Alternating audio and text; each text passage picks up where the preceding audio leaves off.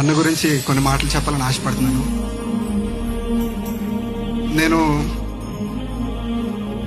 హైదరాబాద్ వచ్చి 2018లో హైదరాబాద్ రావడం జరిగింది. అప్పుడు నేను మొత్తం బ్యాండ్లో, పబ్స్లో వాటిలో ప్లే చేస్తూ ఒక మ్యూజిషియన్గా, పర్కషనిస్ట్గా తిరుగుతూ ఉండేవాడిని. ఆ టైంలో నాకు తెలిసిన ఒక సహోదరుడు చర్చ్లో మ్యూజిషియన్ తను చెప్పాడు, ఇలాగా రాజ్ ప్రకాష్ అన్న ఆడియో ఇంజనీరింగ్ క్లాసెస్ స్టార్ట్ చేశారు, కోర్స్ స్టార్ట్ చేశారని చెప్పినప్పుడు నేను చాలా ఆశపడ్డాను. ఆడియో ఇంజనీరింగ్ చేయాలి, ఒక మంచి ఆడియో ఇంజనీర్ అవ్వాలి, ఆ ఫీల్డ్లో నేను వెళ్ళాలనేసి చాలా కోరుకున్నప్పుడు, ఆ టైంలో అన్న స్టార్ట్ చేశారని తెలిసినప్పుడు నేను చిన్నప్పటి నుంచి అన్నకి పెద్ద ఫ్యాన్ని.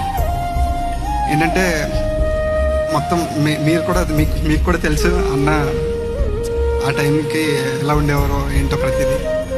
సో అన్నని ఎప్పటికైనా కలవాలి అని ఒక ఆశ ఉండేది. కానీ నా జీవితం అలా ఉండేది కాదు.